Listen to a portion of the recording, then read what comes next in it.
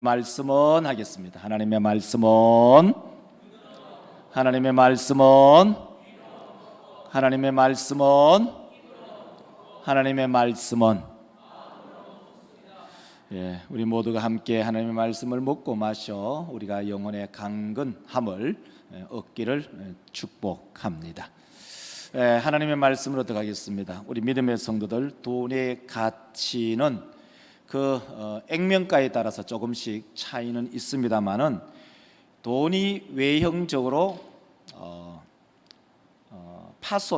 훼손되었다고 할지라도 돈은 그 돈의 가치를 계속적으로 유지합니다. 예를 든다면 돈 5만 원권입니다. 5만 원권에 이런 말씀 드려서 좀 뭐합니다만 우리 조카의 똥이 묻었다. 우리 손주의 똥이 5만 원짜리에 묻었다. 그러면 그 5만 원 가치가 상실되나요? 제가 우리 성도들에게 5만 원권을 한번 보여드리겠습니다. 뭐 얼마 안 돼요. 좀 가져가세요. 얼마 안 되지만 여러분 한 뭉탱이 가져가면 아무래도 몇 천만 원은 몇 억은 될 것 같아요. 저 5만 원권이 있는데 저 5만 원권이 누가 오줌을 쌌다. 5만 원권이 돈이 훼손되나요? 그 돈의 가치가 상실되나요? 상실되지 않아요. 여러분에게 집에 금괴가 있어요. 금괴 1kg, 골드바 1kg가 얼마 하냐면은 제가 인터넷 찾아보니까 약 한 8,500만 원 정도 하더라고요. 한 9천만 원 정도 해요. 골드바 하나를 여러분께 선물로 드릴게요. 한번 보세요. 골드바 하나를 드리면 이 골드바 하나가 얼마 정도 하냐면은 바로 보여주셔야지. 골드바 하나가 8,500만 원 정도 해요. 웬만한 우리 촌의 집에 한 채 이 정도 해요. 조금만 하죠. 손에 들 수 있는 그 정도예요. 저것을 망치로 막 두드린다고 해서 우글쳐졌다고 해서 저 골드바의 가치가 떨어지나요? 저걸 이제 굴곡시켜 놨다고 해서 저 골드바의 가치가 떨어지나요? 전혀 그렇지 않다는 거예요. 제가 말씀드리고자 하는 것은 뭐냐면 교회가 이 세상에서 비록 세상으로부터 손가락질을 당하지만 교회는 교회예요. 성도가 때로는 마실에서 마을에서 이야 성도 자인교회 성도 저래나 자인 사람들은 빨가벗고 너도 30리 가지만 우리는 빤스는 입고 다니고 옷도 멀쩡하게 다녀도 우리는 자인교회 성도들은 그렇지 않을 거예요. 자인 사람들은 그런지도 몰라도 자인교회 성도들은 온화하고 또 이 마실 이름이 자인이잖아요. 자비롭고 인내가 있는, 한자가 그거예요. 자비롭고 인내가 있는 그런 성도들, 그 성도들이 아무리 잘못을 해도 성도는 성도이다라는 거예요. 그래서 오늘 본문 말씀을 가지고 제목을 어떻게 잡은지 여러분 아시죠? 거룩한 성도에게. 거룩한 성도에게. 한번 따라 합시다. 거룩한 성도에게. 그러니까 사도 바울이 고린도 교회에게 편지를 쓰는 거예요. 그 고린도 교회를 가리켜서 다르게 말하면 거룩한 성도에게 편지를 쓰는 거죠. 자, 이 거룩한 성도 2절에 보면 이렇게 말합니다. 여러분 빨간 글씨를 여러분 자동으로 읽어 주셔야 돼요. 고린도에 있는 하나님의 교회 곧 그리스도 예수 안에서 거룩하여지고 받은 자들과 그렇구나. 하나님의 교회 곧 그리스도 예수 안에서 거룩하여진 그 사람들을 한마디로 딱 얘기하는 것이 뭐냐? 성도다라는 그런 말이에요. 그래서 오늘 본문 말씀을 가지고 첫 번째로는 고린도전서의 구조를 한번 말씀을 드리겠습니다. 고린도전서의 구조를 기억하면 간단하게 기본적으로 고린도전서는 어디에서부터 편지를 써서 이 편지가 어디로 넘어갔는가이에요. 고린도전서는 어디에서 썼냐면은 사도 바울이 3차 전도 여행을 하면서 에베소서에서 썼어요. 에베소. 이 그림을 지도를 보여주면 좀 설명하기가 쉽지 싶어요. 지도를 한번 보세요. 자, 빨간 글씨에 동그라미가 에베소예요. 물 건너가 이제 고린도예요. 자, 에베소에서 사도 바울이 3차 전도 여행을 하면서 이 고린도 지역에 있는 교회에게 편지를 쓴 거예요. 그러면 이 고린도가 어디에 있냐? 위에 보면 좀 더 까만 글씨로 고딕체로 크게 되어 있잖아요. 그게 어디죠? 쓰여 있잖아요. 자, 세자예요. 자, 한번 읽어봅시다. 시작. 아가야예요. 우리로 말한다면 우리 같으면 경상북도 안에 우리 시가 있어요. 고린도 시같이. 고린도, 경상북도 안에 고린도. 그리고 이 아가야 위에 한 큰 도시가 있어요. 그 도시를 뭐라고 하죠? 마케도니아.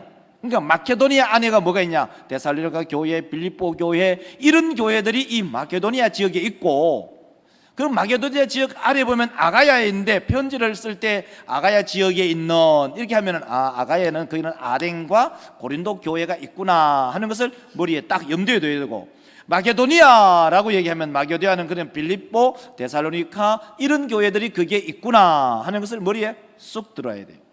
자, 그래서 에베소에서 이 고린도에 있는 교회에게 편지를 쓰고 있어요. 자, 이 고린도 교회에 편지를 쓰면서 우리가 성경을 연구해 보면 이 사도 바울이 고린도 교회에 편지를 쓴 것을 약 한 4권 정도 썼다고 봐요, 학자들이. 근데 우리에게 남아 있는 성경은 몇 권이냐면 2권밖에 없어요. 2권이 우리 가운데 주어졌어요. 그래서 고린도 전서, 고린도 후서 이렇게 썼는데 이 구조를 한번 우리가 살펴보면 그림을 한번 보여주세요. 그림 한번 보여주세요. 보세요. 자, 서은과 맺은 말이 있고 그 안에 못말이 있어요. 서은은 고린도전서 1장 1절부터 9절까지 인사말이고 마지막은 끝인사겠죠. 10장 15절에서 24절 되는데 그 중간에 하고 싶은 말이 거기 다 있어요. 다시 말해서 못말 안에는 고린도전서 1장 10절부터 16장 14절까지 많은 고린도 교회 안의 문제들이 거기에 쓰여져 있어요. 왜냐하면 사도 바울이 에베소에서 있을 때에 고린도에 있던 성도들이 이 물 건너서 에베소로 넘어왔거든요. 넘어오면서 고린도 교회 안에 있는 여러 가지 문제들을 보고한 거예요. 보고하니까 거기에 대해서 일종의 처방전이죠. 고린도 교회가 아프니까, 문제가 있으니까. 그래서 고린도 교회에게 처방전을 보내는 서신이 고린도 전서이다 하는 거예요. 자, 여러분 고린도 전서의 구조를 아시겠죠? 고린도 전서는 어디서 쓰여졌다고요? 고린도 전서는 어디서 쓰여졌다고요? 고린도래. 고린도 전서는 에베소서에서 쓰여졌다고 말씀드렸죠? 그림으로. 자, 고린도 전서는 어디서 쓰여졌다고요? 에베소에서 쓰여졌어요. 자, 고린도 전서의 못말과 인사말과 끝말을 제외하고 이 못말 안에 가장 많은 분량을 차지하는 것이 뭐냐면은 고린도 교회의 문제점을 이야기하는 거예요. 이게 고린도 전서의 큰 몸통이에요. 자, 이제 두 번째로 보면은, 자, 고린도 교회의 문제는 어떤 것들이 있었는가예요. 자, 문제 없는 교회는 이 세상에 없어요. 이 지상교회의 모든 교회는 문제가 있어요. 어려움도 있고 환난도 있고. 자, 그것을 간추려서 딱 뽑아내면은 9가지로 뽑아낼 수가 있어요. 자, 한번 표로 보여주면은 제가 1번 하면 여러분 딱 읽으시기 바랍니다. 자, 1번. 자, 1번. 2번. 3번. 4번. 5번. 6번. 7번. 8번. 9번. 자, 이 9가지를 처방전을 쓰는 거예요. 자, 그 첫 번째가 뭐냐? 바로 고린도 교회의 분열이에요. 얼마나 분열이 심했는지 거기는 네 파가 있었다는 거예요. 자, 거기에는 게바파, 바울파, 그리고 아볼로파, 그리스도파. 지난번에 말씀을 드렸잖아요. 자, 우리 믿음의 성도들, 혹시 우리 교회에 파별이 있나요? 그러면 우리가 고린도 교회라. 여러분, 어떤 사람 뭡니까? 학교 가도 좀 더 친한, 같은 한 클래스에 뭐 옛날에 60명, 요즘은 30명, 20명밖에 안 되지만 60명씩 학교 다닌다. 그러면 좀 더 친한 친구가 있고 좀 덜 친한 친구가 있어요. 그럴 수 있어요. 교회 하다도 그럴 수 있어요. 그걸 충분히 이해해요. 그러나 너무 티나게 그러지 마세요. 너무 티나게 그러지 마시라고. 앉을 때도 늘 같이 앉는 사람만 같이 앉는, 가족도 아닌데. 오히려 친할수록 떨어져 앉아요. 친할수록 떨어져 앉아요. 왜? 너무 두 사람, 세 사람, 네 사람, 다섯 사람 딱 뭉쳐 앉으면은 거기에 누가 들어갈 틈이 없어. 들어갈 틈이 없는 거예요. 버스를 탈 때도 그렇고, 예배를 드릴 때도 그렇고, 밥을 먹을 때도 그렇고, 너무 그렇게 해버리면 거기에 다른 사람들이 거기에 들어갈 틈이 없어진다는 거예요. 그게 보이지 않는 파벌이에요. 파벌. 보이지 않는 파벌이라고요. 고린도 교회에 아볼로파, 바울파, 게바파, 그리스도파, 이 파벌이 많았는데, 우리 사랑하는 모든 믿음의 권속들, 우리 교회 안에는 그러한 일이 없기를 주의 이름으로 축원합니다. 축원합니다. 그래서 이 고린도 교회의 문제가 얼마나 많았는지 사도 바울이 한 번은, 아볼로가 거기서 목회를 했거든요. 목회를 하다가 다시 에베소를 넘어왔어요. 그러니까 이제 에베소에 있는 아볼로에게, 아볼로, 너 한번 고린도 교회에 가가지고 목회 다시 한번 해볼래? 권면을 했어요. 그때 아볼로가 하는 말을 여러분 아시나요? 고린도전서 16장 12절에서 얘기하는데 한번 들어보세요. 자, 고린도전서 16장 12절 읽겠습니다. 형제, 그에게 형제들과 함께 너에게 가라고 내가 많이 권하였으되 기회가 있으면 가리라. 여러분, 이 말귀 알아들어요? 사도 바울이 아볼로에게, 야 아볼로야, 고린도 교회가 저렇게 문제가 많네, 가서 다시 좀 목회를 해. 그전에 목회를 했으니까 목회를 해. 아볼로가 하는 말을 한번 들어보세요. 16장 12절, 형제 아볼로에 대하여는 그에게 형제들과 함께 너희에게 가라고 내가 어떻게 했다고요? 우리 이제 성경으로는 점잖하게 번역해 많이 권했는데, 사도 바울이 억바로 엄청나게 대길로 막 때미는 거예요. 근데 아볼로 대답을 한번 들어보세요. 이렇게 대답해요. 아볼로가 어떻게 대답을 하죠? 자, 지금은 갈 뜻이 전혀 없다는 거예요.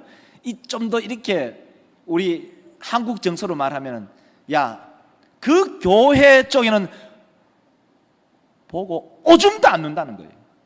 그 교회가 몸서리 나는 거예요. 몸서리. 그 교회는 막, 그러니까 고린도 곧자도 얘기하지 말라는 거예요. 이 아볼로가 먼저 목회를 해본 경험은, 야, 고린도 사람들,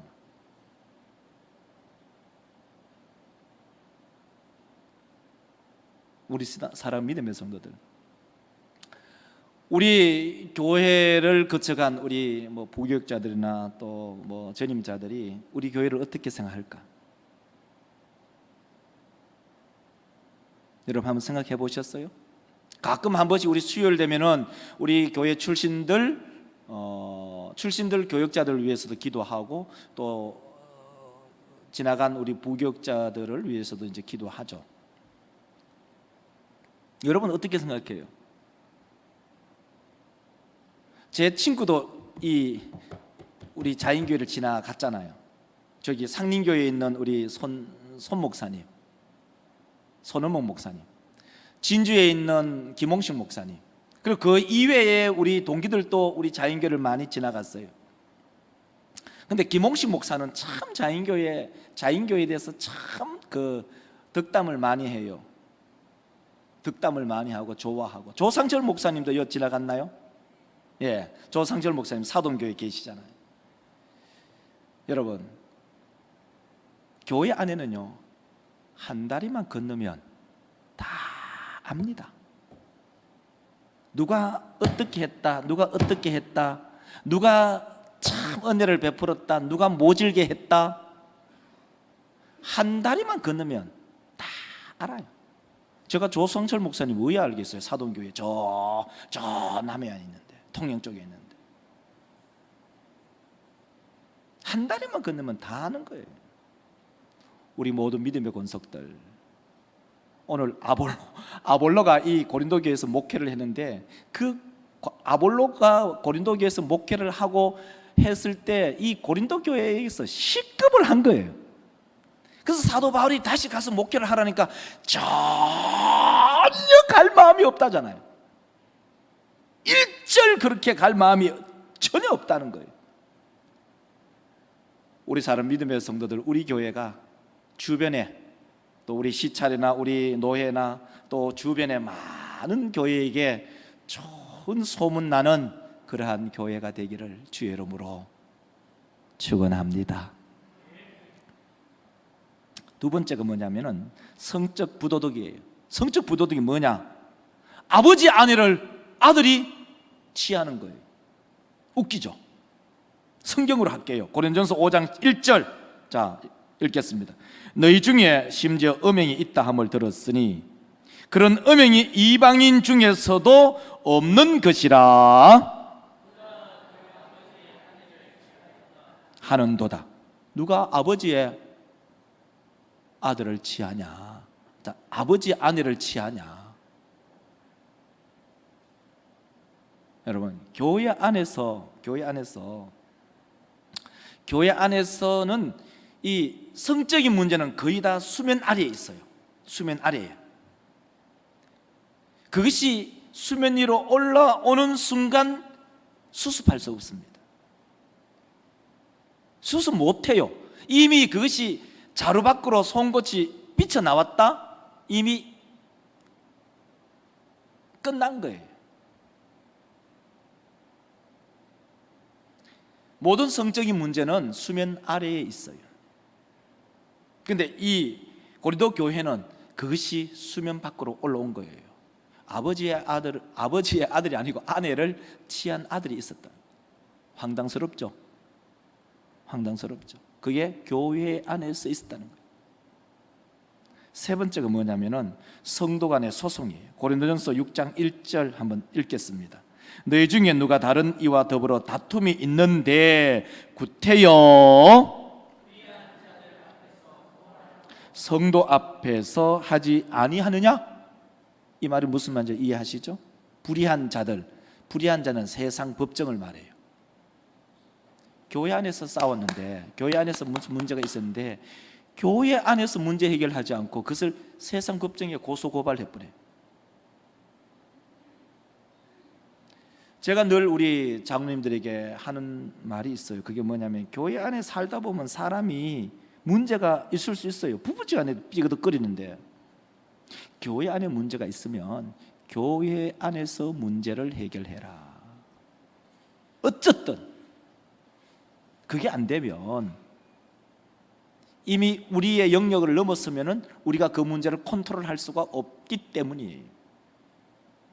우리 모든 믿음의 성도들, 혹시 성도와 성도 간에 무슨 마음이 상한 일이 있다, 그걸 세상 법정에 들어대서 고발 고소하지 말아라, 그 말을 하고 있는 거예요. 네 번째, 결혼 문제죠.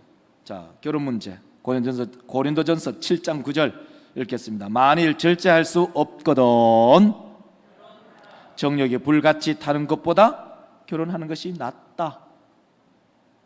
결혼 문제, 고린도 문제, 결혼을 할 것인가 말 것인가, 이게 그 중에서도 이제 결혼을 했는데 다시 이혼을 했어요. 다시 전 남편하고 또 다시 합한 문제, 이런 문제들. 다시 말해서 교회 안에 결혼의 문제, 이혼의 문제, 이걸 얘기하고 있어요.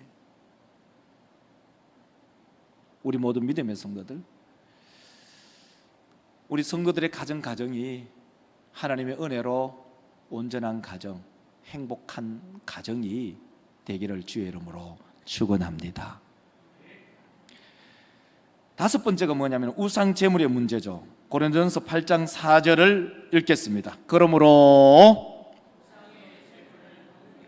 대하여는 우리가 우상은 세상에 아무것도 아니며 또한 하나님은 한 분밖에 없는 줄 아노라. 자, 우리 믿음의 성도들, 자, 예를 든다면 이웃집에서 제사를 지냈네요. 제사를 지내고 음식을 여러분 집에 가져왔어요. 이걸 먹어야 하나요? 말아야 하나요?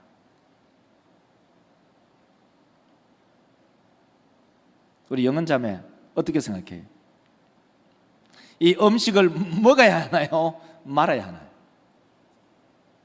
우리 대체로 어른들은 그렇게 생각해요.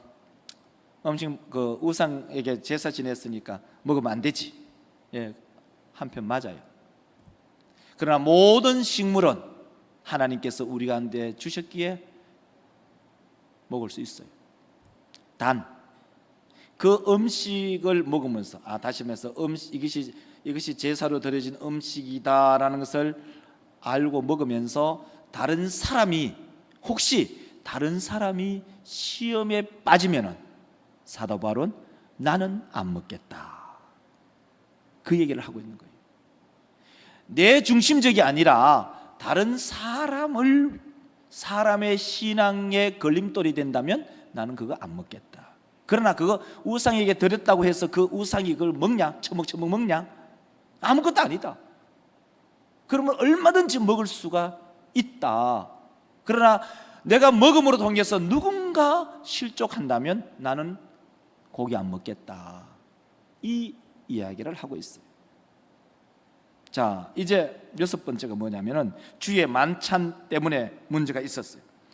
고린도전서 11장 21절에 보면 이렇게 말합니다. 이는 먹을 때마다 각각 자기의 만찬을 먼저 갖다 먹음으로. 아멘. 이 말이 무슨 말이냐면요, 자, 오늘 저녁에는 성찬이 있습니다.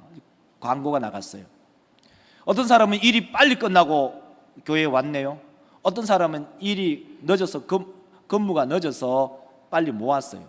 근데 빨리 온 사람들이 성찬이네, 막 먹어버린 거예요. 뒤에 온 사람들은 없는 거예요.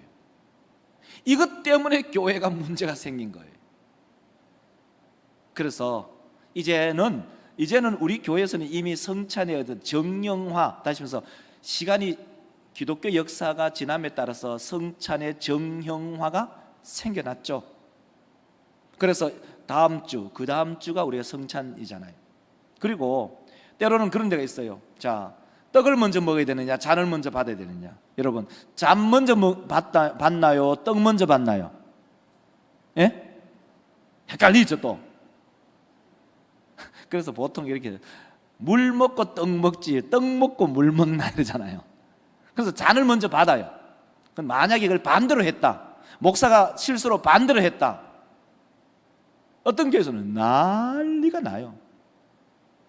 우리 믿음의 성도들, 예수님의 그 잔과 떡을 나눌 때를 보면 예수께서는 그 떡잔떡 이렇게 돼 있어요. 그리고 유대인들은 무려 5번이나 포도주를 마셔요. 그러니까 유월절 지킬 때.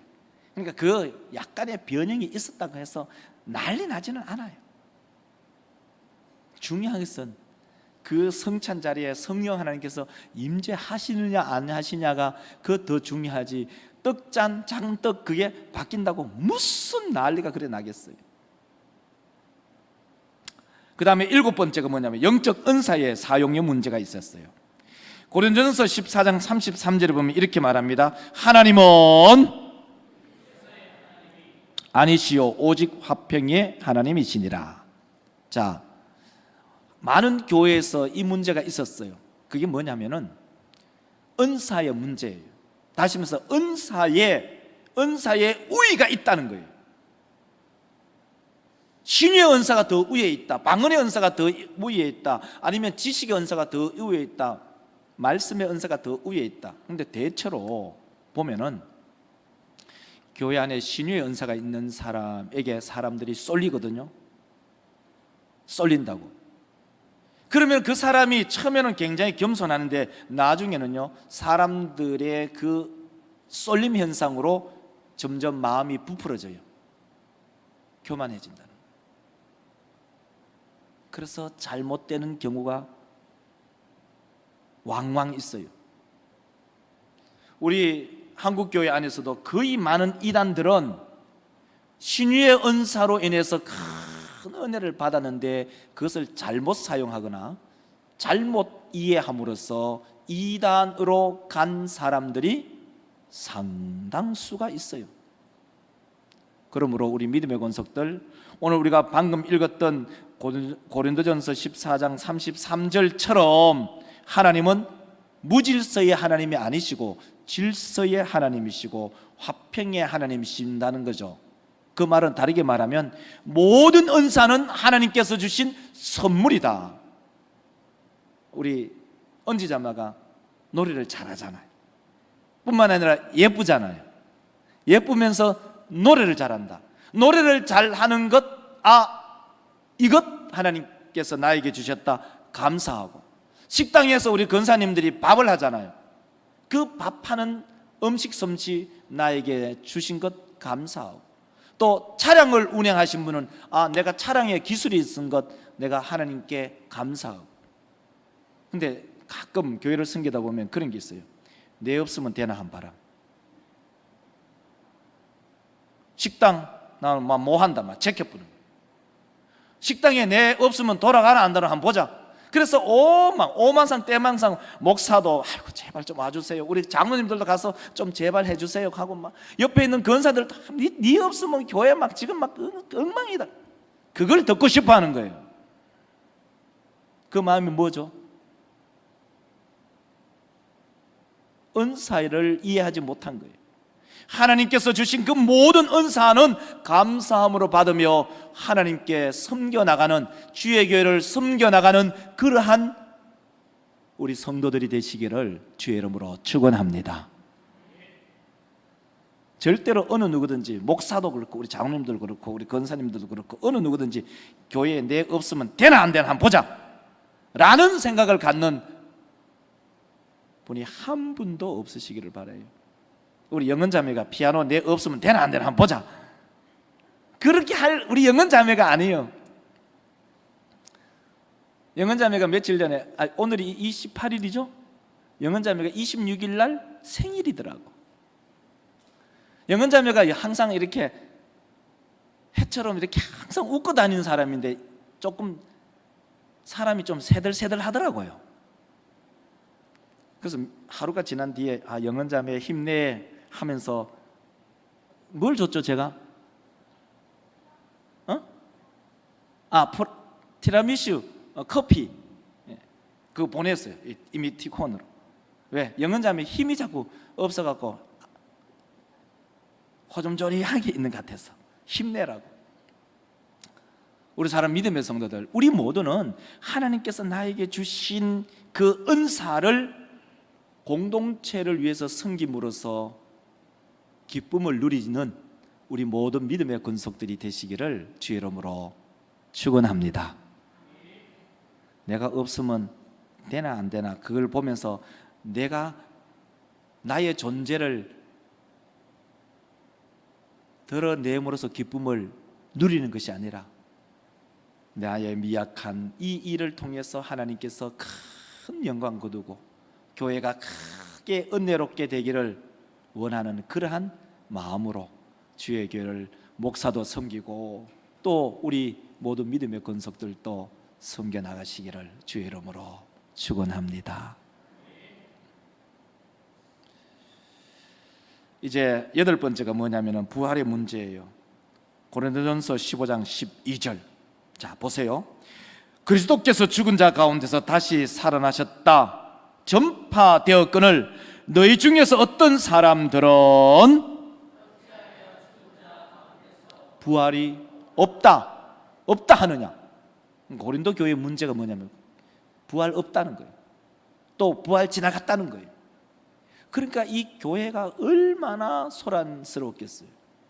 마지막이 뭐냐면 헌금의 문제예요. 고린도전서 16장 2절을 보면은 이렇게 말합니다. 매주 첫날에 너희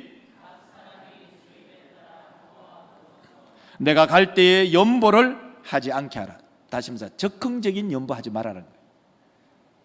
내가 가서 딱 연보를 하는 게 아니라 먼저 첫째 주가 딱 되면은 각 사람이 수입에 따라서 헌금을 모아놓고 그 예물을 드려라. 이걸 우리 가운데 적용하면 이런 거죠. 여러분, 이번 주가 내가 11조 하는 날이다. 여러분마다 다 이제 주차가 다 다르잖아요.